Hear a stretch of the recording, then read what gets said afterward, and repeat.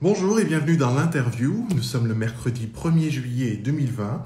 Il est 18h30 et aujourd'hui je reçois un chanteur en la personne de Yoann Frégé. Yoann est le gagnant de la saison 2 de The Voice. C'était un 18 mai 2013 déjà. Et il a été élu grand gagnant devant plus de 7 millions de téléspectateurs. Il est né d'un père chanteur, auteur, compositeur et pianiste et d'une mère photographe. Il baignera donc dans un univers artistique et Yoann chante depuis son enfance et c'est à l'âge de 15 ans qu'il a une véritable révélation musicale lorsqu'il découvre le gospel, le jazz et le blues avec un certain Emmanuel P-Job, grand pionnier du gospel en France qui est originaire, lui, du Cameroun. Merci à celles et ceux qui sont déjà présents pour ce live. Je vais citer donc Espérantes, Lefebvre, Fabrice, Yoann qui nous a rejoint également, Top Départ. Merci d'être connecté. Salut Pierre. Début d'interview, c'est parti. Connexion en cours. Bonjour. Hello. Comment vas-tu? Ça va, ça va. Attends, je recadre parce que du coup, l'image elle diminue. Oui, J'ai mis exactement. ma belle chemise aujourd'hui. Mais j'adore. C'est ce que j'allais dire. Couleur, la vie, bonheur. C'est fraîcheur.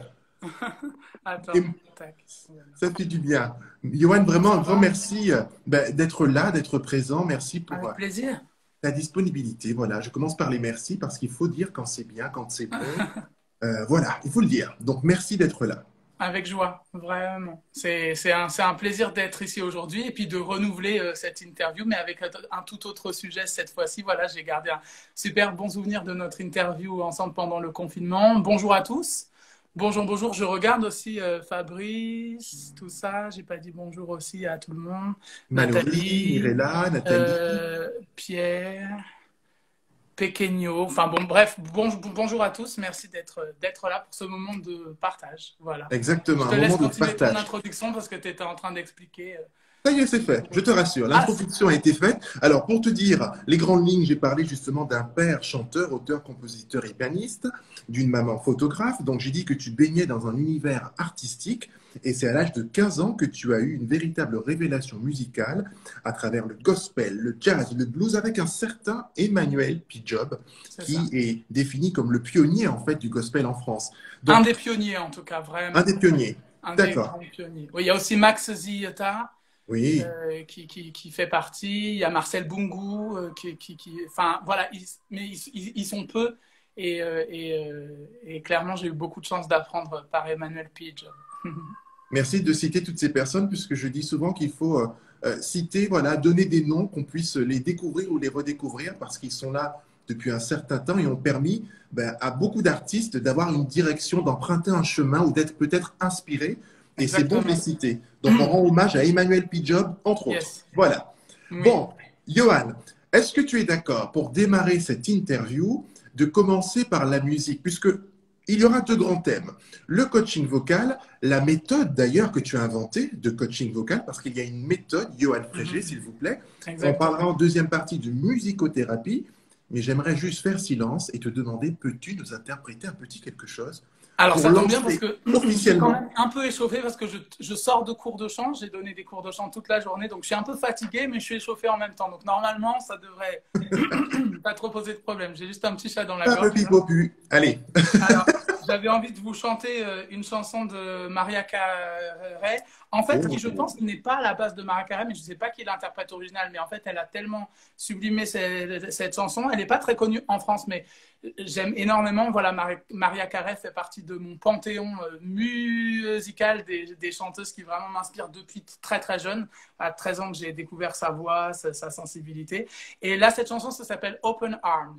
Je pense que tu connais peut-être David. Oh, oui, tout à fait. Open Arms. C'est incalable dans les divas normalement. À bras ouverts, voilà, pour traduire. Oui. Voilà, exactement. À bras ouverts, et c'est une chanson d'amour qui dit « Je viens vers toi à bras ouverts, je n'ai rien à cacher, crois dans ce que je dis, je suis là à bras ouverts, espérant que tu réaliseras ce que ton amour représente pour moi. » Voilà, à bras ouverts, ça c'est le refrain. Avec plaisir. Yoann Frégé, Open Arms de Maria Carey. Sache qu'il y a plein de j'adore, de cœurs qui tombent, de gens qui disent oui, Merci oui. les amis. Ils sont contents. Merci d'être présent pour Yoann. Yes. C'est vraiment pour Yoann. On t'écoute. lying beside you here in the dark, feeling your heartbeat with mine.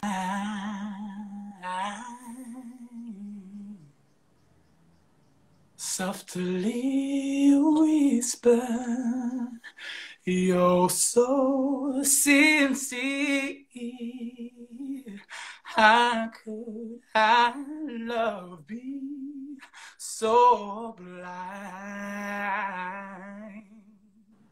We seldom together, we drifted apart, and now you're here by my side.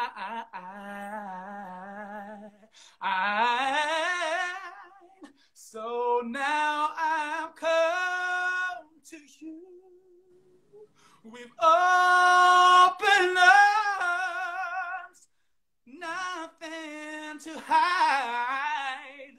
Believe what I say. So here I am with open arms, hoping you see what your love meant to me. Open arms, living without you, living alone. This empty house seems so cold. Wanting to hold you, wanting you near. How much I wanted you home, but now that you've come back tonight and today, I need you to stay.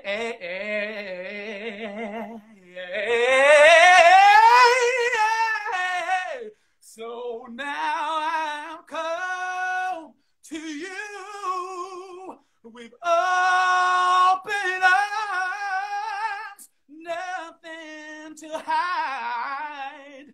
Believe what I say. So here I am with open arms, hoping you see what your love meant to me. Open arms.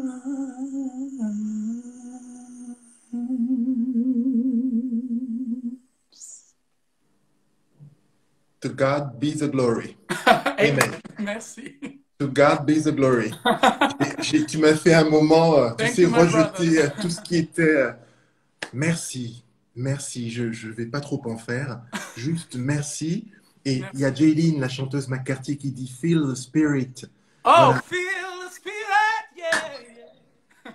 Oh mon Dieu. J'adore cette phrase, Feel the Spirit, sentez l'esprit, la joie. Merci à tous pour vos tout cœur et tout ça, que je vois vos gentils messages. Sandrine, sache qu'il y a un message qui vient de tomber de Sandrome qui dit « Une voix exceptionnelle et juste incroyable, mon Johan. Quelle chance de prendre des cours de chant avec lui. Je viens d'avoir un cours de rêve. Merci pour ce témoignage. » Voilà. Merci, c'est gentil. Ça fait du bien. Ben, c'est ça justement la musique. C'est peut-être, je crois, l'une des définitions de la musique à celles et ceux qui sont présents. Quand on dit « Feel the Spirit », c'est entendre les notes, les mots et les laisser vibrer en nous, partir, nous envahir. C'est ça. Il faut parfois, je crois, être débordé d'émotions pour pouvoir livrer certaines choses et tu en es le symbole. Merci. Donc merci, je ne peux que dire merci. Merci. Comment enchaîner si ce n'est que de te demander, mon cher Johan, ce que je suis très heureux de savoir et d'apprendre, c'est que depuis cette période de confinement, tu t'es aussi recentré à travers ton envie de transmettre ta passion, c'est-à-dire en coachant, en accompagnant, en guidant, en offrant une direction artistique à celles et ceux qui peut-être doutent, espèrent, n'osent pas, chantent, mais voilà, il manque le petit truc. Oui. Comment t'es venue cette envie, justement, de coacher, de guider, d'accompagner, de transmettre ta passion aux autres? Et quelle est la méthode Johan Frégé? Deux questions, voilà. Il y a deux questions en même temps. Je vais commencer par la première. Comment m'est venue cette envie? En fait, ça m'est venu très tôt parce que dans mon histoire, de me mettre à chanter, de me mettre à la musique, il y a la transmission dès mon enfance puisque mon père est chanteur, il est pianiste, il est compositeur. Donc moi, toute mon histoire aussi par rapport à la musique, c'est une transmission. C'est grâce à mon papa qui m'a fait écouter ses musiques. C'est grâce à ces moments quand j'étais petit où je me revois être au premier rang à son premier concert que j'ai vu et que j'ai eu 8 ans.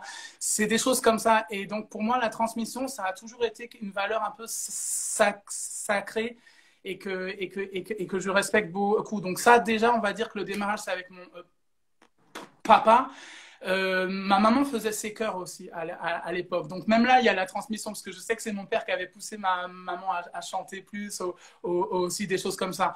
Ensuite, comme tu le disais bien, il y a la découverte du gospel à 15 ans, du blues, de la soul, du jazz, toutes les musiques noires américaines qui, moi, m'ont complètement impacté. Et pas que la découverte tout seul dans ma chambre, mais avec l'intermédiaire de Emmanuel P. Job, qui est donc, comme on le disait tout à l'heure, un des pionniers du gospel en France. Et pas que de cette musique, en fait, il maîtrise parfaitement toutes les musiques noires américaines et même le reggae, la musique africaine aussi de beaucoup d'endroits, parce qu'il est camerounais et qu'il est hyper ouvert sur plein de trucs. Donc, en fait, il y a encore une fois la transmission. Et Emmanuel Job a eu aussi une figure paternelle pour moi. Je peux dire que voilà, j'ai jamais manqué de mon père ou de son affection, mais Emmanuel Job a aussi eu vraiment ce rôle. Donc encore une fois, la transmission.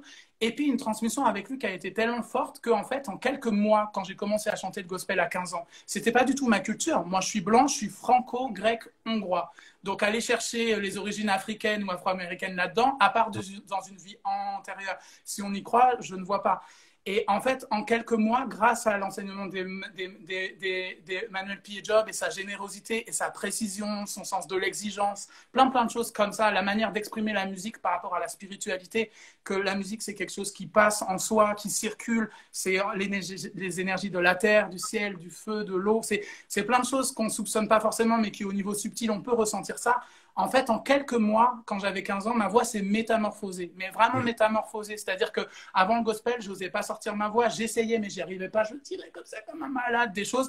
Et comme une sorte de magie, ma voix s'est transformée. J'ai trouvé tout ce son beaucoup plus proche de la culture noire américaine, où très vite, on m'a dit, mais tu chantes comme un noir, bien que ça veut rien dire au fond du compte, parce qu'en fait, la musique n'a pas de couleur, mais elle appartient à une culture. Et pour moi, c'est très important de respecter la culture. D'où j'ai eu l'inspiration de cette musique-là. Mais c'est juste pour dire que, en fait, chanter comme un noir, chanter comme un blanc, chanter comme un chinois, chanter comme... C'est une histoire de culture, en fait. C'est une histoire d'être imprégné plus ou moins dans la culture. Et ce qui était étrange avec mon cas, c'est que c'est comme si j'étais imprégné à vitesse accélérée et que j'avais toujours connu cette musique. Et en fait, donc il y a la transmission très forte dans tout ça. Et les gens me disaient, mais c'est fou, ta voix, c'est métamorphosée. Donc ça, c'était le début de ma carrière dans la soul, le gospel, jazz, blues. Et ensuite, en fait, quand j'ai eu 19 ans, ou 20 ans, un truc comme ça, j'ai fondé ma propre chorale de gospel, en fait, dans le sud de la France, qui s'appelait Le Chœur Enchanté. Donc là, ça a été vraiment mon début en tant que coach vocal, parce que quand on est chef de chœur, surtout moi qui suis passionné de la voix comme un instrument, des choses comme ça, je me suis retrouvé à faire pas seulement apprendre les chansons, pas seulement apprendre les voix, les paroles, pas seulement apprendre les harmonies aux gens, pas seulement diriger. La chorale, c'était une chorale de 60 personnes, hein, c'est moi qui l'ai créée, elle n'existait pas avant, dans le sud de la France. D'accord. Et en fait, je me suis retrouvé aussi à faire des cours de chant, mais en apprenant tout sur le tas, parce que moi, il y avait des choses que j'avais appris, mais il y avait des choses que je faisais instinctivement, que je n'avais pas compris, que je n'avais pas analysé. Et à partir de ces 19-20 ans, je me suis pris pour une passion, vraiment, pour la transmission. Et justement, par amour des gens, par amour de leur transmettre une connaissance qui soit exacte, autant au niveau théorique que dans les exercices pratiques, j'ai commencé à me poser des questions que je ne me serais jamais posées sinon et me dire, mais en fait, je fais ça naturellement, mais comment je le fais? Qu'est-ce qui se passe dans mon corps? Qu'est-ce que mes cordes vocales font? Qu'est-ce que mon voile du palais fait? Qu'est-ce que ma bouche fait? Plein de choses, des questions, et c'était beaucoup pour les autres. C'est-à-dire que je pense que ces questions, si j'avais été juste un chanteur dans mon coin, je ne me serais pas posé plus de la moitié de ces questions parce que je voulais être capable en fait de répondre aux questions des gens et d'être le meilleur coach possible. Donc ça, c'est vraiment à 19 ans que cette passion pour le coaching vocal est venue. C'est à partir de là où petit à petit ma méthode s'est créée de manière empirique avec ma propre expérience en tant que chanteur parce que j'étais mon premier cobaye du coup. J'ai essayé les choses directement sur moi. Sur les autres dans ce chœur, j'ai été chef de chœur de cette chorale pendant 3 ans. La scène qui s'est intensifiée à cette même période. Et en même temps, j'ai eu mon diplôme de musicothérapeute par l'université. Ça, on en parlera plus après, mais ça nourrit aussi mon approche. Parce que dans la musicothérapie, qui est vraiment un diplôme officiel d'université, il y a une approche spéciale à avoir par rapport à la musique, de ne pas être trop centré sur la perfection esthétique et vraiment surtout utiliser la musique pour communiquer. Bref, donc là, ça a été le début. Et après, pour répondre à ta deuxième question sur ma méthode de chant, ma méthode de chant, elle s'est développée d'année en année. J'avais donc 19 ans, maintenant j'en ai 33. Donc, ça fait un bail, comme on dit. Le bel âge. Ça fait du coup, quoi, je suis nul. Maintenant, en fait, ça fait 14 ans, du coup, ouais. Ça fait déjà 14 ans. Sans doute. Voilà. Ne me demande pas. Les maths, Johan, tu m'oublies. Les maths, cool, merci, au revoir. On est de la même tribu, les chiffres. Les lettres, oui, mais les chiffres, non. Voilà. Hashtag Patrice Laffont, c'est réglé. Les chiffres et les lettres. Donc, la méthode. Voilà, et donc, la méthode de chant, elle s'est créée, comme je le disais, en testant déjà avant tout les choses sur moi-même, en imaginant toujours les questions que les élèves pourraient me poser. Et puis comme des élèves, au fur et à mesure des années, j'en ai eu de plus en plus, sachant que quand il y a eu toute l'époque de The Voice et tout ça dans les années qui ont suivi, j'ai arrêté le coaching individuel, mais j'ai jamais arrêté le coaching vocal parce que je faisais des stages de chant collectif où justement je continuais d'enseigner ma méthode, de peaufiner ma méthode, des choses comme ça. Et après ça, quelques années après, surtout à partir du moment où je suis allé aux États-Unis pendant 1 an, j'ai commencé à faire un stage de chant avec une des écoles de gospel qui est la plus connue à New York, qui s'appelle Gospel for Teens. Et là, je crois que ce moment-là, ça m'a redonné encore plus confiance et me dire, mais je suis pour eux, voilà, je suis un petit blanc qui vient d'un autre pays, mais s'ils m'appellent pour que je les coach et qu'ils sont aussi contents quand je les coach, il n'y avait que des jeunes noirs américains en fait que je coachais, il n'y avait pas un seul blanc, pour que je leur coach leur musique. Je crois que là, ça a été un déclic pour moi de me dire, mais en fait, je pense vraiment qu'il faut que je réalise aussi que j'ai vraiment un don par rapport à ça et que je peux vraiment apporter beaucoup aux gens.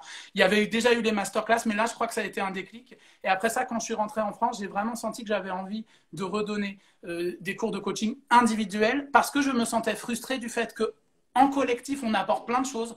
On apporte l'énergie, on apporte de la technique, des précisions, mais on ne peut pas travailler comme un travail d'orfèvre. Oui. On va être vraiment dans le détail, dans l'écoute d'un élève spécifiquement. Et j'avais cette frustration parce que je savais que je pouvais apporter encore plus si, en parallèle des stages de chant collectif, je reprenais mon activité de coach individuel. Donc ça, c'était en 2017. Et voilà, maintenant, on est en 2020. Donc de 2017 à 2020, j'ai recommencé à intensifier plus ma pratique dans le coaching individuel. Et le confinement, ça a été vraiment un moment où je me suis dit, bon, on est tous les artistes là à plus du tout pouvoir jouer, se produire. Moi, toutes mes dates, comme tous les artistes, ont été soit annulées, soit reportées. Jusqu'à l'heure actuelle, je n'ai pas de date avant fin août. Hein, et comme la plupart des artistes que je connais, il y en a même, c'est pire, ils en ont même plus parce que voilà. Et je me suis dit, en fait, là, ce confinement, il faut que je le prenne comme une opportunité de vraiment développer cette deuxième passion qui me donne tout autant de joie qu'être sur scène. En fait, les deux, je dirais pas, il y en a une qui me plaît plus. Les deux, c'est deux aspects de ma personne. Le côté professeur, le côté d'apprendre de l'autre, puisque quand on est professeur, on apprend aussi beaucoup de l'autre. Et le côté vraiment artiste sur scène qui chante. Et voilà. Et donc, j'ai développé beaucoup plus pendant le confinement. Et en fait, j'ai commencé à communiquer dessus. Parce qu'en fait, je n'avais jamais communiqué sur mon activité en tant que coach individuel, à part un petit peu dans une vidéo, j'en parle tous les 6 mois, tous les ans. Parce que le problème, pourquoi je faisais ça, c'est parce qu'en France, les gens mettent les gens dans des boîtes. Et je m'étais dit, si je commence à trop mettre en avant mon activité de coach individuel, les mauvaises langues, les gens qui parlent, qui peuvent faire beaucoup plus de mal à un artiste qu'on le pense pour bloquer, pour faire des choses, vont commencer à dire, ah ben il a plus de carrière, c'est pour ça qu'il fait des cours de chant. Voilà, comme on sait, The Voice, pour moi, l'après The Voice, il y a eu plein de belles choses, mais ça a été difficile aussi. Donc j'ai appris à me méfier des médisances, à essayer de contrôler certaines choses que je laisse paraître ou pas, parce qu'en fait, sinon, on se retrouve à avoir des choses qui vont contre notre intérêt d'être artiste, de se produire, parce que les gens nous ferment des portes. Donc, Donc, j'étais dans ce truc que j'osais pas faire la pub. Et pendant le confinement, je me suis dit, mais en fait, là, ça y est, on est tous au même pied d'égalité. Plus personne n'a de date. Plus personne n'est en train de regarder les autres artistes et se dire, ah bah lui, il a plus de dates, il a moins de dates. Déjà, la plupart des dates que je fais depuis des années sont des dates prix EV. Donc, de toute façon, les gens ne peuvent pas savoir ce que je fais ou pas. Mais je me suis dit, avant, voilà, si je mets trop l'accent sur le coaching, les gens vont être médisants. Donc là, ça remettait tout le monde au même commentaire et je me suis dit, ça y est, là, il faut que je m'en serve, c'est le moment pour moi de vraiment parler de cette deuxième passion. Et pendant le confinement, j'ai gagné 15 à 20 nouveaux élèves, en fait, dans les 2 mois. Et j'ai adoré et j'ai eu que des bons retours. Et vraiment, je dis pas ça parce que c'est moi, mais c'est la réalité, tout simplement. Et ça m'a tellement donné de joie, ça m'a tellement donné d'énergie pendant cette période de confinement où j'avais la frustration de ne pas pouvoir jouer sur scène. Donc voilà, c'est vraiment là. Et donc, j'ai créé ma propre méthode de chant qui est vraiment basée sur avoir les bons concepts de comment la voix fonctionne, comment on produit ce son-là, vraiment les bonnes connaissances, pas que les concepts, surtout les bonnes connaissances, et surtout avec ces connaissances avoir les bons exercices pour ressentir dans son corps comment ça fonctionne. Parce qu'en fait, juste avoir les connaissances, si on n'a pas les exercices associés, quelque chose d'aussi subtil que la position des cordes vocales, de plein de choses. Voilà, à chaque fois, il y a des exercices associés pour vraiment le ressentir par soi-même, devenir son propre maître et vraiment développer l'écoute de soi-même, de son corps, de son larynx, par l'expérience, par des exercices concrets. Moi, en fait, j'ai un peu une aversion pour les trucs de coaching vocaux, parce que j'en ai fait plusieurs fois, où on dit fais ça, tu sais pas pourquoi tu dois le faire, mais il faut le faire, en fait. Et tu sais pas pourquoi, on t'explique pas pourquoi. Moi, de petit, j'ai toujours été à fatiguer mes parents, fatiguer tout le monde, parce que je demandais, mais pourquoi ça, pourquoi ça, pourquoi ça. Bienvenue au club. Aujourd'hui, à 33 ans, ça m'a aidé plus que jamais à développer ma méthode de chant, en fait. Pourquoi ça, pourquoi ça. Il y a Jeline qui me demande si je voudrais faire une école de chant dans le futur. Oui, mais vraiment dans le futur, parce que là, pour le moment, ça me va bien de ce côté tranquille. Voilà, donc c'est ma méthode de chant qui a été créée de cette manière-là et qui est vraiment autant adaptée aux gens débutants qui n'ont jamais chanté qu'aux gens vraiment professionnels. Puisqu'en fait, la réalité de la voix, c'est la même pour les débutants que pour les professionnels. La chose qui va changer, c'est la manière dont la personne est déjà plus ou moins, la manière dont la personne maîtrise déjà plus ou moins certains aspects, mais chez tout le monde, il y a des choses à affiner. Très sincèrement, ma méthode, ça couvre absolument tous les aspects de la voix, des nuances de timbre, de changer le timbre de la voix, la couleur de la voix, de changer le volume plus ou moins, d'avoir des nuances, de savoir qu'est-ce qui nous économise plus ou moins, qu'est-ce qui nous fatigue plus ou moins, et bien sûr, pas que la dimension technique, mais de lâcher prise, de vraiment se laisser traverser par la musique, et de chanter vraiment donc à partir d'un état de bien-être, un état d'épanouissement. Ça, pour moi, c'est très important de savoir qu'on peut se connecter à ça en chantant. C'est pour moi la beauté, en fait, du chant. Voilà, donc ça, c'était un peu une longue réponse, mais pour répondre à tes Au contraire, deux questions qui étaient assez denses. Mais avec plaisir, Johan, au contraire, parce que je t'ai écouté religieusement, parce qu'il y a beaucoup à dire sur ce sujet. Et j'ai aimé entendre ce que tu as exprimé et expliqué à toutes et tous, parce que c'est vrai qu'aujourd'hui, si on tape coach vocal, on peut trouver, et ce sont mes mots, hein, tout et n'importe quoi. Donc on peut trouver de grands coachs, enfin, il n'y a pas de petits coachs, mais des personnes renommées, pas renommées. Mais au final, quelle est la méthode, justement? Qu'est-ce qu'il va nous transmettre? Qu'est-ce qu'il va révéler en nous? Et je dis souvent, c'est comme pour le travail. Quand on postule quelque part, pour ma part, il faut qu'il y ait un feeling, que j'arrive à me projeter, qu'il y ait comme un lâcher-prise. Et je pense que tu proposes d'être en communion. Je dis souvent, parfois on est entre son esprit, son âme et son corps, pas vraiment assemblés. Tu proposes, hop, d'un coup, d'assembler les deux et de dire, les chakras, on y est. C'est ça. Et ça peut provoquer des choses. Voilà. C'est un peu ce que je ressens dans ce que tu dis. Ah oui, bah alors je peux réagir par rapport à ce que tu dis, que moi, il y a des gens, pour certains, je les coach en individuel depuis 2 ans, voire 3 ans. Je peux dire, et ils me l'ont dit aussi, et ils ne sont pas timides de le dire d'ailleurs, ils se sont transformés intérieurement. Ça leur a, il n'y a pas que, mais intérieurement, ça leur a donné une confiance, une sérénité, une écoute d'eux-mêmes, le fait de se poser beaucoup plus, enfin, le fait d'être plus ses émotions, plein de choses en fait qui font que tout ça. De toute façon, la musique, il faut que quand on fait la musique pour les bonnes raisons, et de la c'est un chemin d'épanouissement à l'intérieur. C'est un chemin de guérison. Là, d'épanouissement, c'est un chemin de guérison. On peut vraiment guérir de blessures si on a les bonnes choses. Et autant l'aspect énergétique, d'être dans la bonne énergie, que l'aspect technique vont se compléter. Puisqu'en fait, quand on comprend de la technique et qu'on s'ouvre à des choses, ça nous débloque des énergies. Et quand on est dans le lâcher prise, d'être dans l'énergie positive, ça va nous débloquer aussi des fois des choses complètement liées à la... Donc en fait, les deux se nourrissent l'un et l'autre. Et en effet, j'ai vraiment une approche holistique qui fait que voilà, il y a notre énergie, notre âme. Et voilà, c'est être vraiment harmonieux et pas obsédé sur des choses. Et alors une autre chose. Alors attends, ça... Alors, ton image est un petit peu figée, je ne te le cache pas. Mais Ça y là, est, tu es de retour. Tu Ça y est, m'entends? tu es de retour. Tout va bien. Je Ah, cool. t'entends. Et ce que je On t'écoute. disais aussi dans cette approche holistique et tout ça, c'est vraiment que aussi une des choses vraiment importantes pour moi, c'est de rendre l'autre le plus indépendant. C'est-à-dire, moi, je ne suis pas quelqu'un qui garde des connaissances pour le cours d'après. On prend un enregistreur dans le Oui. cours, on a beaucoup de connaissances à digérer, à expérimenter après à la maison. Et mon but, c'est que les élèves évoluent le plus possible. Ce qui n'est pas dans mon intérêt financier, parce que si j'étais calculateur, j'en garderais pour après, je ferais ça, nanana. Oui. Je ne fonctionne pas comme ça me donne une joie de fonctionner comme ça. Moi, voilà, je donne tout ce je sens utile à chaque élève. Et plus l'élève se développe vite, et finalement, moins il a besoin de moi, plus je suis content. Mais c'est vrai qu'en général, les gens qui prennent des cours avec moi, ils restent pendant plusieurs heures. Parce qu'en fait, la voix, la musique, c'est un puissant fond, en fait. Quand on a l'humilité, on découvre qu'en fait, être complètement fluide, être complètement... avoir la même voix intérieure qui sort à l'extérieur, c'est un travail d'année en année en année, de peaufiner, d'être dans la subtilité. Et voilà, quoi. Merci beaucoup, Johan. Je t'écoute vraiment avec beaucoup d'attention parce que j'aime quand quelqu'un parle de quelque chose et que dans ses yeux, on sent, on remarque et que l'on voit la passion. C'est comme Ah un oui, alors athlète, un ça, sportif qui va courir un moi, 100 ça monte mètres. pas chez moi, ça.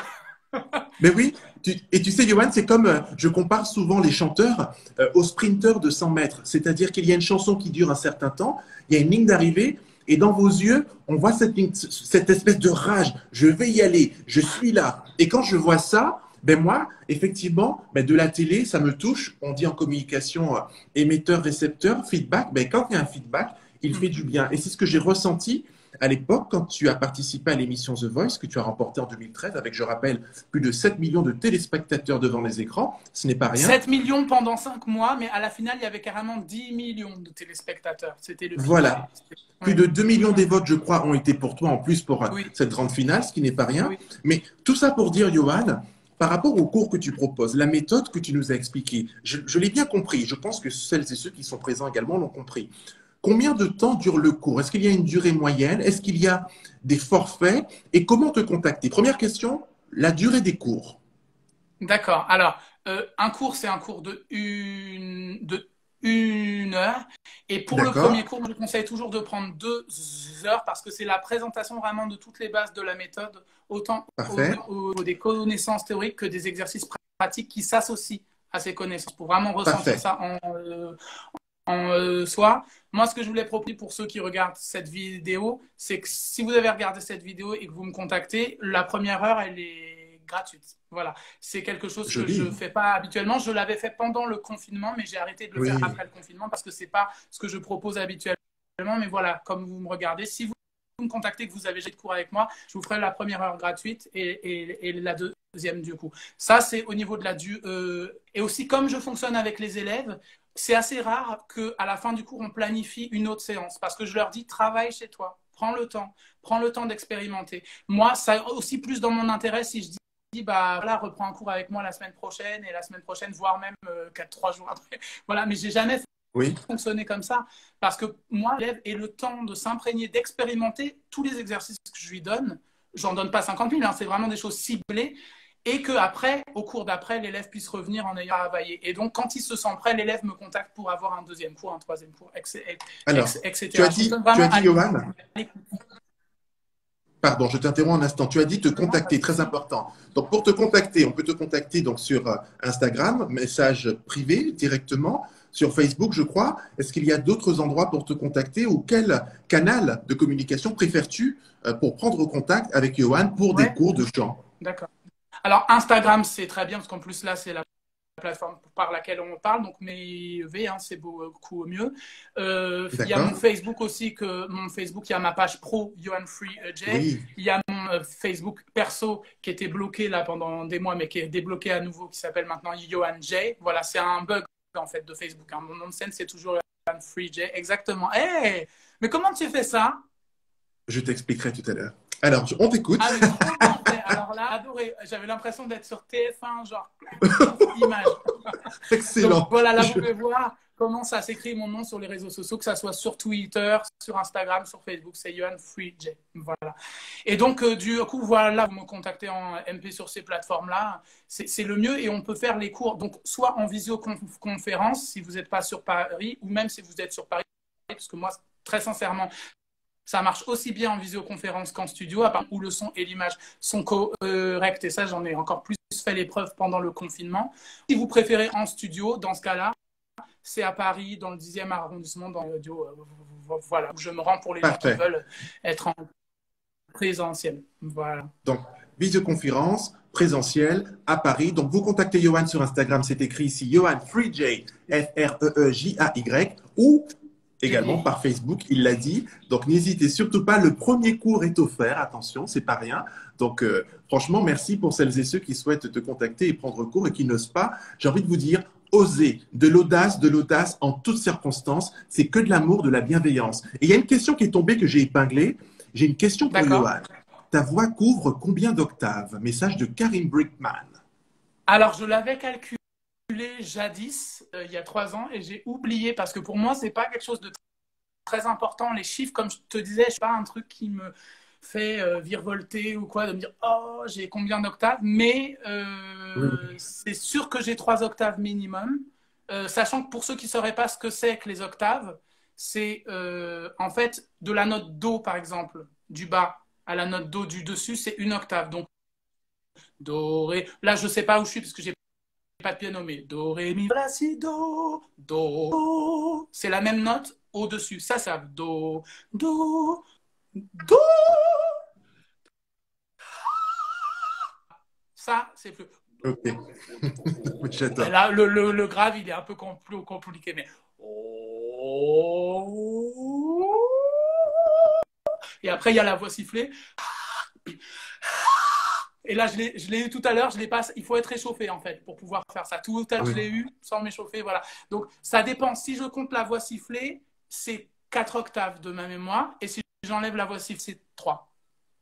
Wow. Donc, merci beaucoup d'avoir répondu à cette question qui a été posée. Donc, 3, 3,5, 4. Voilà, vous voyez comme quoi Maria Carey ou Whitney au masculin, ça existe. Il est devant vous. En tous les cas, c'est ce que je pense. Et c'est pour ça aussi que tu m'avais touché à l'époque quand je t'avais rencontré pour la première fois à Paris. Tu avais donné un concert. D'abord, des cours, en fait, à une chorale. Ensuite, il y avait un concert. Au réservoir. Au réservoir, un certain Jérôme Borg, d'ailleurs, est passé à envoyer quelques cœurs. Je voudrais le saluer. Il est présent également. Et merci, Jérôme, car c'est grâce à toi cette belle rencontre. Yohan, question qui peut paraître bête, mais que j'ai envie de poser. C'est quoi pour toi bien chanter, vu qu'on parle de coaching? Certains diront c'est d'être juste du début à la fin. Certains diront c'est le respect des notes. D'autres vont dire oui, mais il y a aussi le texte. Mais c'est quoi en fait bien chanter?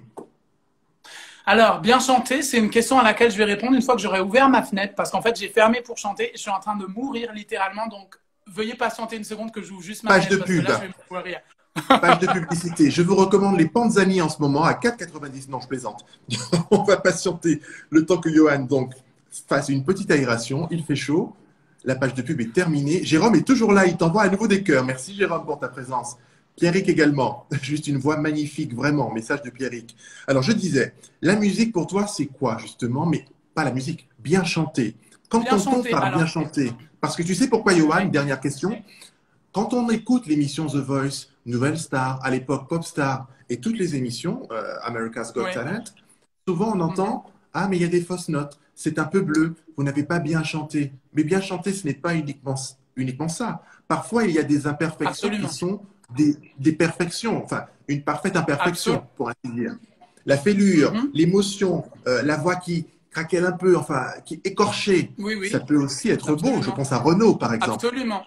Absolument, parce qu'en fait, la base de bien chanter, pour moi, la base absolue, c'est exprimer la beauté de l'amour qu'on a dans notre cœur. Ça, c'est la base. C'est ça qui fait une très bonne technique vocale et qui vont exprimer une beauté qui est très très grande, comme Exupéry le disait, voilà, l'essentiel est invisible, on ne voit bien qu'avec le cœur. Mais en vérité, on ne voit pas avec le cœur, c'est surtout qu'on ressent avec notre cœur. Et c'est ça dont on est un peu dans notre société occidentale aujourd'hui. On est vachement dans le jugement des autres, de penser ah c'est beau, c'est pas beau. Et en fait, notre manière de juger le beau, moi c'est quelque chose qui m'énerve en fait énormément dans notre société, est tellement limitée. Tellement c'est des choses en fait qu'on nous a inculquées. Et moi je pense que le beau, contrairement à ce qu'on entend, je pense pas que ça soit subjectif. Ma vision du beau, pour moi le beau c'est absolu. Parce que le beau, ça vient de l'amour déjà qui est émané par chose. Et pour moi, cet amour, c'est quelque chose de tangible. C'est quelque chose qu'on peut ressentir. Je suis très sensible aux énergies des gens. Et quand il y a des bonnes énergies, je sens. Quand il n'y en a pas, je sens. Des fois, une même personne peut osciller entre une bonne et une mauvaise énergie. C'est un peu la nature qui n'arrive pas forcément à trouver son équilibre. Donc déjà, pour moi, déjà rétablir, ça vient de là, de l'intérieur. Parce qu'on peut faire des choses belles, oui, esthétiquement. L'intérieur être une carapace vide et pas du tout être épanoui. Donc moi, c'est une approche qui ne m'intéresse pas. Comme on disait tout à l'heure, j'ai vraiment une approche holistique par rapport, pas que à ma manière d'enseigner le chant, mais à ma manière de voir le monde, d'écouter les autres artistes extérieurs soit en harmonie. Parce que si c'est pour faire des choses très belles et à l'intérieur, on se sent mal, on est où on est arrogant, on est énervé parce qu'on veut montrer qu'on est le plus fort. Pour moi, rien. Et personnellement, c'est des musiques que je ne vais pas écouter du coup, parce que étant sensible aux vibrations, qui va être hypnotisé par une beauté extérieure et me dire « Oh, c'est super ». Non, si je ne sens pas quelque chose qui me donne une joie, alors des fois, on ne sent pas la joie parce qu'on est trop fermé d'esprit aussi. Donc c'est ça aussi le travail de l'introspection, c'est aussi savoir se remettre en question. Il y a des fois, on ne capte pas la joie de l'autre, on ne capte pas l'amour de l'autre parce qu'on a trop de fils dans notre tête, dans notre âme. Donc il y a aussi des fois ce travail à faire pour juger vraiment à filtre de notre ego, des conditionnements. Mais voilà, ce que je veux dire, c'est que la société, c'est elle qui nous apprend ce qui est beau. Et je vais parler d'un sujet qui sera dans mon deuxième album. Là, on n'était pas trop sur ma carrière d'artiste, mais je peux un petit peu. Un sujet qui sera là, c'est la beauté de la Grèce. La beauté de la Grèce. Ça peut sembler très bizarre de dire ça comme ça, mais il faut vraiment d'accepter que là, c'est pas que être musclé, c'est pas que être fin. Il y a des gens qui sont beaux et qui ont des formes qui sont même gros. Il y a des gens qui perdent du poids et deviennent moins beaux. Et il y a des gens, quand ils prennent du poids, d'accord, ils vont peut-être être moins beaux, mais au bout du compte, c'est une histoire d'harmonie avec son être, harmonie avec son âme. Et ça, c'est pas l'extérieur qui peut le dire. Par contre, si on est sensible, on va sentir harmonie, on va sentir que la personne elle est alignée. Et si elle n'est pas alignée, on va sentir ah bah oui, il ou elle pourrait changer ça. Mais c'est très important pour moi d'apprendre à ne plus juger la musique, les autres avec là. Il faut descendre ici. Il faut descendre dans notre cœur et apprendre à juger les autres, en fait, à voir les autres avec notre cœur. Et du coup, ça donne un discernement. Et moi, c'est vraiment comme ça fonctionne. Et je n'écoute personnellement en tant qu'artiste quasiment que des musiques où je sens qu'elle m'a voix. Pas juste que c'est beau comme ça, non. Il faut que je sente le frisson. C'est pour écouter tout le temps Aretha Franklin, Whitney Houston, Mariah Carey, Céline Dion. Elle tourne en boucle. Il n'y a pas que elle, il y a James Brown, il y a Otis Redding, il y a plein de gens. Et c'est que des gens qui ont une intensité. Leandria Johnson. C'est très triste aujourd'hui parce qu'il n'y a plus assez d'intensité d'âme. Qu'est-ce que tu dis? Leandria Johnson, au Panthéon. Bien sûr. Looking myself in the mirror, religion, looking back in me. J'adore. Merci Johnson, beaucoup. voilà. Mon cher Yoann. Johnson qui a gagné une émission comme The Voice, mais aux États-Unis, qui s'appelle Sunday's Best. Pour ceux qui ne connaîtraient pas, absolument, vous tapez sur YouTube Sunday's Best et vous allez voir qu'est-ce que c'est. Vraiment des gens qui n'ont pas juste une belle voix, mais qui chantent avec toute leur âme. C'est l'équivalent de The Voice dans le gospel. Et franchement, ça vaut le coup. Sunday's Best. Vous mettez ça sur YouTube et vous allez voir les pépites que vous allez découvrir. Et vous allez voir comment en France, comme les émissions comme The Voice, Star Academy, qu'il y a plus, bien sûr, mais Nouvelle Star, bref, X Factor, c'est tellement formaté. Il y a tellement peu de gens qui ont de l'intensité d'âme, en fait, dans la manière de chanter. On a l'impression qu'ici, en France, ça dérange. C'est comme si plus la beauté, elle est intense, elle vient de l'intérieur, et plus les différences. Et ça. Donc, voilà. Moi, j'ai vraiment cette cette approche-là. Pour moi, bien chanter, c'est pas que c'est l'intérieur et bien sûr la technique au service de l'intérieur, au service de cet amour, de cette joie. C'est au-delà même de l'émotion. Parce qu'en vérité, on peut avoir beaucoup d'émotions et être très négatif. L'émotion, je suis sûr que Hitler, est-ce qu'il était positif parce qu'il avait plein d'émotions? Non. Donc, en fait, pour moi, il va vraiment faire qu'il y a une beauté énorme, autant intérieure qu'extérieure. C'est vraiment l'amour qui est délivré, la générosité. Et donc, voilà. C'est pour répondre à ta question, c'est que c'est vraiment ça, pour moi, bien chanter.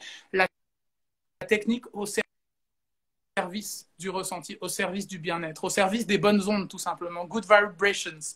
Comme dirait Natural Mystic blowing in the air. Ooh, if you listen carefully, you shall hear. Non, mais j'adore. Amen, amen, Je suis un ancien hippie, moi. Il faut savoir ça. Hein. Je suis un ancien bacoul, en fait. Dans mon adolescence, j'ai joué même à avoir des dreadlocks, mais ça marchait pas de prononcer. On valide, on aimerait bien la photo Baba Cool à préparer pour l'été, mon cher Yohan.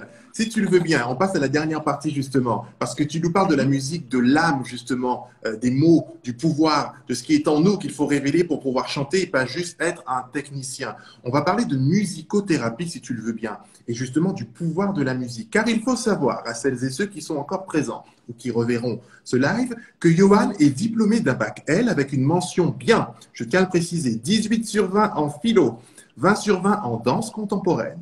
Bientôt, on verra sur un passo doble Denitsa Ekonomova et Yohan Frégé, bientôt sur TF1. Je plaisante. Et ensuite, ce qui est top, c'est que la musicothérapie, tu en es diplômé à l'Université des sciences et des lettres de Montpellier et qui fait également écho à ton travail auprès d'enfants et d'adolescents autistes. Alors, comment est venue justement cette envie de faire de la musicothérapie au niveau des matières? Comment est ce cursus? Si quelqu'un veut peut-être devenir musicothérapeute, comment peut-il s'y prendre? C'est bien comment à l'esprit tout ça, en fait, tout simplement? Alors, moi, comment ça m'est venu à l'esprit? C'est très simple. Il y a deux choses principales. Comme ceux qui savent souvent de moi, j'ai un bégaiement. La musique m'a guéri, pas que de faire que je bégaye beaucoup moins, le fait de chanter des musiques qui me libèrent à partir de 15 ans, soul, gospel, jazz, toutes les musiques comme ça d'expression, ça a diminué énormément mon bégaiement. Que je trouvais par la musique, ça a rejailli sur ma voix parlée. Ah, je me souviens de ça. Et donc, voilà le bien-être que je trouvais dans le chant a rejailli sur ma voix parlée, a diminué énormément mon bégaiement. Le bien-être m'a donné cette confiance que j'avais pas, mon estime de moi-même, connaître ma vraie valeur, me définir par rapport à mon handicap, le bégaiement. Donc déjà, j'ai vu très vite que la musique a un côté thérapeutique. Sachant que mon bégaiement et la musique l'a aussi énormément aidé à diminuer son bégaiement. Donc c'est vraiment carrément dans mon ADN, ce chemin de se guérir par la musique, qui de toute façon est universelle, puisque la musique, encore une fois, guérit tous si on se laisse toucher par des belles musiques. Ça, c'est la première chose. Ensuite, la deuxième chose, c'est que j'ai vu le bien que je faisais aux autres en chantant. Ça, je l'ai vu très tôt, parce que j'ai commencé à être soliste. Comment ? Je confirme le bien que tu fais aux autres quand tu chantes. Voilà, pardon, je t'ai interrompu. Non, pas de. La deuxième chose, c'était ça, le bien-être que j'ai commencé à voir que je faisais sur les gens. Et en fait, j'ai commencé à voir très tôt aussi, parce que quand j'ai commencé le gospel à 15 ans, quelques mois plus tard, je ne sais pas, 6 mois plus tard, j'étais un des rares solistes de la chorale de 70 personnes. Tout le monde s'asseyait quand je chantais la chanson Amazing Grace. Voilà, c'était ma chanson, ça. Tout le monde s'asseyait et je la chantais au piano avec Emmanuel Job. Et les commentaires que les gens me faisaient après avoir chanté m'ont carrément traumatisé, je peux dire. Parce qu'en fait, j'avais tellement pas confiance en moi, je me sous-estimais tellement que les commentaires étaient tellement à l'opposé de moi, la vision que j'avais de moi-même. Je me souviendrai toujours des gens, leurs regards, tous les gens dans la chorale de gospel qui pleuraient quand je chantais, des trucs comme ça. Enfin, pas tous, mais énormément. Enfin, je veux dire, c'était vraiment énormément de gens. Et moi, je ne comprenais pas ce qui se passait. Et donc là, très vite, j'ai commencé à comprendre, mais en fait, la musique, c'est vraiment une intensité d'amour, d'âme, de générosité qu'on peut vraiment traverser. Ça peut guérir non seulement notre propre âme, mais l'âme des autres. Donc là, c'est ça qui, à partir de 15 ans, je me suis dit, est-ce qu'il n'y a pas des études en fait de musicothérapie? Donc j'ai fait des recherches, j'ai trouvé. Il faut savoir que le diplôme de musicothérapeute n'existe pas dans toutes les universités. Je pense que c'est plus fréquent qu'avant, mais c'est déjà les universités donc de sciences et des lettres en France. Moi, j'ai étudié la musicothérapie à Montpellier et donc j'ai eu mon diplôme. J'avais 21 ans. À l'issue de 6 mois de travail intensif avec un autiste, que c'était vraiment, voilà, c'était très intéressant, c'était très intense aussi parce que c'est vraiment des enfants qui avaient des gros problèmes d'insécurité, de concentration, de choses comme ça. Et donc, j'ai pu mêler à la fois ma voix, de les faire s'exprimer, à la méditation, plein de choses. Et donc, suite à ça, j'ai eu mon diplôme quand j'avais 21 ans de musicothérapeute. Donc, j'ai commencé à être coach vocal et chef de chœur à 19-20 ans. Et à 21 ans, j'avais mon diplôme de musicothérapeute. Et j'ai choisi de mettre ces connaissances dans mon coaching vocal plutôt qu'être vraiment musicothérapeute, d'être dans les hôpitaux, parce que j'ai senti que je pourrais apporter plus de bonnes choses aux gens en étant un artiste qui est sur scène, en privilégiant ça, et le coaching vocal, plutôt qu'être vraiment dans une routine, le métier, 8 heures par jour, musicothérapeute dans un hôpital. J'ai senti que ce n'était pas mon chemin, en fait, quand j'ai eu mon diplôme. Merci parce que tu as répondu à la question justement. J'allais te demander, est-ce que c'est quelque chose que tu pratiques en parallèle? Et tu nous expliques qu'au final, c'est la fusion des deux, c'est la somme des deux qui permet aujourd'hui d'offrir une qualité de coaching comme ce que tu offres. Et d'ailleurs, il y a un élève ou une élève pardon, qui a témoigné en disant que voilà, je sors d'un cours avec Johan et quel bonheur. Et ça fait du bien. On a même un commentaire que j'ai épinglé. Voilà, merci beaucoup. On a un commentaire que j'ai épinglé qui dit « Un bon chanteur est celui qui transmet de l'émotion ». Voilà, c'est un retour qui est fait par Esperantes, tout simplement. Et c'est vrai que la musique, c'est ça. Coucou Nadège. Absolument, mais comme je le disais tout à l'heure, c'est l'émotion, mais il faut que cette émotion elle soit connectée à notre lumière intérieure. En fait, la vraie force, on a du mal à le voir en France parce qu'on ne parle pas assez de lumière, on ne parle pas assez d'énergie, on ne parle pas assez de transcendance, on est trop sur la réalité, soit physique, soit émotionnelle. Mais l'émotion, elle nous fait vraiment du bien, c'est parce que la personne, en fait, est vraiment connectée à l'amour, à la lumière. Et ça, tout le monde peut y avoir accès, en fait. Mais il faut avoir aussi les gens qui nous parlent de ces choses, qui nous amènent vers une transcendance. Et dans le gospel, il y a vraiment une trance. Dans le blues, le jazz, le funk, c'est des musiques de transcendance. Et je pense que la musique a vraiment ça. Je lis un peu des petits commentaires parce que avec il y a plaisir. Sandrine qui me demande... Tu as prévu une masterclass. Il y aura de nouveaux stages de chant collectif. Là, aujourd'hui, on parle plus du coaching individuel. Il y en aura une dans les Cévennes, dans le sud, le dernier week-end de septembre, si je ne me trompe pas. Dans le dernier week-end de septembre. Et comme on est dans ce que j'ai prévu faire, 2 concerts à Paris, un en septembre, fin septembre aussi, à l'église américaine, où je suis invité à Paris Chorale de Gospel. Je serai là, sublime. Je serai là. Église américaine, tu peux compter sur moi. Ça, c'est fin septembre, Église américaine. Et vous avez une autre date à noter. Là, je sais la date précise parce que voilà, le 4 octobre, dans une église qui est à Paris aussi, qui est des Sainte Thérèse de Lisieux, qui était une grande sainte. Moi, j'aime beaucoup ce qu'elle écrit. C'est des poésies sur l'amour. C'est vraiment pas la sainte, il faut aller à l'église. C'était vraiment une personne qui était au-delà de tout ça, tellement bien de l'amour. Et d'ailleurs, Natacha Saint-Pierre avait fait tout un CD sur les poésies de Sainte Thérèse de Lisieux. Et donc, je vais faire un concert entier là, qui sera un concert d'improvisation. Pendant 1 heure, ça sera totalement improvisé sur le thème voilà, de la sainteté, de la lumière, de plein de choses. Et je serai avec mon pianiste Mathieu Lenez faire un concert totalement improvisé où quand on monte sur scène, on crée en direct la musique. Il y a un petit bug. Vous m'entendez? Léger bug, t'inquiète pas, mais on t'entend très bien. L'image, oui, mais on t'entend bien, t'inquiète surtout pas. Là, c'est que ce concert, le 4 octobre, sera entièrement improvisé, c'est-à-dire qu'on va monter sur scène et on va créer la musique en direct, que ça soit l'accompagnement musical au piano de Mathieu Lenestour, que ça soit ma mélodie vocale qui va être créée en direct dans le moment, ou les paroles de ce que j'ai envie de dire, qui seront en anglais, parce que j'improvise beaucoup mieux en anglais, mais en expliquant bien sûr à l'audience, en interactivité. Et vraiment, on crée la musique dans l'instant. Ça, c'est un des projets qui me tient beaucoup à cœur. Et ça va être mon 2e concert de Total avec Mathieu Lenestour au piano. Donc le 4 octobre à Paris, notez cette date, parce que ça va être vraiment, vraiment, je sais déjà, spécial. Et là, vous allez découvrir toute une partie de ma musicalité, parce que moi, depuis que je chante, j'ai toujours improvisé énormément. énormément. C'est ça qui m'a amené à faire un concert de. Et souvent, ce qui se passe dans ces concerts, c'est que les gens en fait ne croient pas que c'est de l'impro en fait, parce qu'avec Mathieu, on a cette facilité et les gens pensent mais elle existe d'avant. C'était quelle chanson? Là, c'était une chanson qui existe quand même. Et en fait, non, la chanson on l'a créée en fait dans le moment. Et j'adore cet exercice. C'est vraiment une invitation aux gens à voyager, à lâcher prise. On est interactif aussi. Les gens peuvent me donner des mots sur lesquels ils veulent que je m'exprime. Et voilà, plein de choses comme ça. Donc ça sera le 4 octobre à Paris. Donc fin septembre, l'église américaine à Paris. Fin septembre aussi, un stage de chant le dernier week-end dans les Cévennes, à Escale en Cévennes, qui est le lieu magnifique de chez ma maman.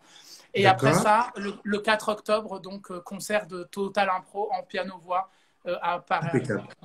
4 octobre, donc à Paris, on a noté, aucun problème. Yoann, alors il nous reste encore 10 minutes, dont un titre qu'on aimerait que tu nous appelles. C'est affreux qu'ils bloquent à 1 heure les live streams.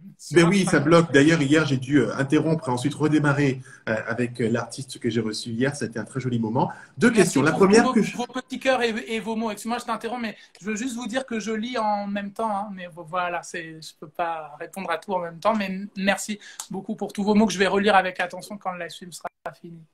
Oui, malheureusement, David, je t'ai coupé. Mais non, ne t'inquiète surtout pas. Malheureusement, les lives, tu sais, quand ils sont enregistrés désormais, ils sont maintenus, mais malheureusement, on ne peut plus voir les commentaires, ils disparaissent, mon cher Yoann, désormais, ce qui est dommage. Et j'aimerais t'en lire quelques-uns, justement. Le premier que j'ai épinglé, de Nathan Simba, qui dit dans ton titre « Ça vient de là-haut, tu voulais transmettre quoi par là, s'il te plaît ?» Message de Nathan Simba.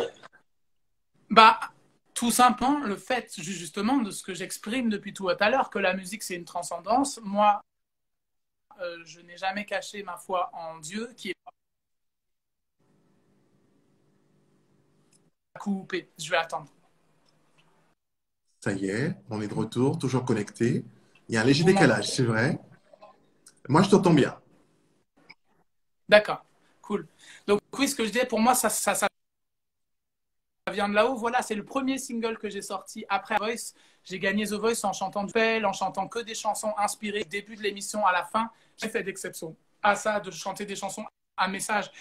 Pour moi, c'était logique que le premier single, un chant de gratitude, ça vient de là-haut. Ça veut dire que voilà, quand je chante, c'est quelque chose qui est au-delà de moi. Et voilà, moi, j'appelle ça Dieu, j'appelle ça l'énergie divine qui nous traverse, qui est en nous, qui est bien au-delà de nous. C'est un amour universel, une lumière universelle qui nous traverse, qui nous réconforte, qui nous guérit, qui nous parle, qui nous guide. Et ça fait partie de moi depuis des années. Donc c'est pour ça que j'ai chanté Ça vient de là-haut en premier single, parce que je voulais être transparent envers les gens, comme j'ai toujours voulu l'être. Dans mes interviews, pendant The Voice, j'étais très transparent sur le fait que voilà, j'ai pas forcément parlé de Dieu à la télévision, parce que je sais que les gens qui n'y croient pas, ça peut les bloquer positifs de choses, pour essayer en fait, c'est pas les mots l'important, c'est la réalité de ce qu'on ressent, de ce qu'on vit. Les gens qui ne croient pas en Dieu, mais qui ressentent Dieu, pour moi, 1000 fois plus les gens qui y croient et qui sont là à marteler la tête des sons au niveau du mental. Dieu, on ne peut pas le trouver là. Dieu, c'est la réalité suprême, c'est la réalité absolue, c'est l'humain trouvé dans l'espace du ressenti. Et donc, il y a des gens qui ne pensent pas à ça, mais qui le ressentent 1000 fois plus que des gens qui en parlent énormément. Donc, je dois en parler à tous vos prix. Quand j'ai envie d'en parler, j'en parle. Et donc, dans Ça vient de là-haut, c'était vraiment le moment pour, voilà, vous m'avez choisi avec Amazing, voilà maintenant ma réalité, ça vient de là-haut, c'est plus fort que les mots, entre un regard et un soupir, il reste un mot à dire. Merci. Merci, voilà. Chanson, exactement. En fait, c'est ce que je voulais dire. Exactement, tout est déjà dans la chanson. Et mon cher Yoann, j'aimerais te lire encore. Je pense que oui, il te dit d'ailleurs merci vraiment pour ta sincérité. La réponse est tombée. Un autre commentaire que j'ai épinglé avant de te laisser t'exprimer, si je puis dire vocalement, pour conclure ce live, il nous reste encore 7 minutes, c'est Niritsu Officiel, qui est un chanteur que j'ai découvert il n'y a pas si longtemps. Pour l'anecdote, Niritsu, il a fait l'émission Nouvelle Star et il a été à la Nouvelle Star jusqu'au quart de finale, Niritsu, et il t'écrit « Tu fais partie des personnes qui m'ont donné envie de faire du coaching ». Voilà, message de Niritsu qui est originaire de Madagascar. Tout simplement. Sache que tu inspires aussi au niveau des métiers. Rapport à ça, comme on parle de coaching, sachez que dans ce que j'enseigne, comme je disais, j'enseigne autant aux vraiment novices qu'aux vraiment des gens plusieurs pros dont je ne cite pas le nom parce que justement c'est dans notre c'est dans notre sphère privée, dont une personne que c'est entre nous. Mais je fais aussi du coaching pour les profs, c'est-à-dire les gens qui veulent être profs, il y a ma méthode de chant que je peux leur enseigner. Donc si ça t'intéresse aussi cet aspect-là, je coach les gens à devenir profs. Voilà.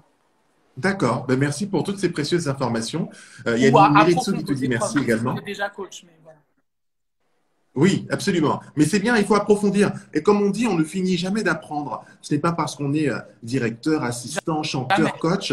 En fait, les livres sont là pour une raison. Et comme on dit, il y a l'héritage, la mémoire et il y a ce que l'on a appris que l'on veut transmettre. Alors, mon cher Yohan, si tu l'acceptes, afin de conclure cette interview et de te remercier chaleureusement avec une petite note personnelle à la fin, est-ce que je peux, une dernière fois, si je puis dire ainsi que pour celles et ceux qui sont présents, abuser, voilà, de ta douce voix afin de nous transmettre le morceau de ton choix qui peut-être symbolise au mieux cette rencontre que nous avons aujourd'hui. Comment tu te sens, le spirit, le mood, qu'est-ce qui traverse ton âme en ce moment? Qu'est-ce qui sortirait là comme ça, mon cher Yohan?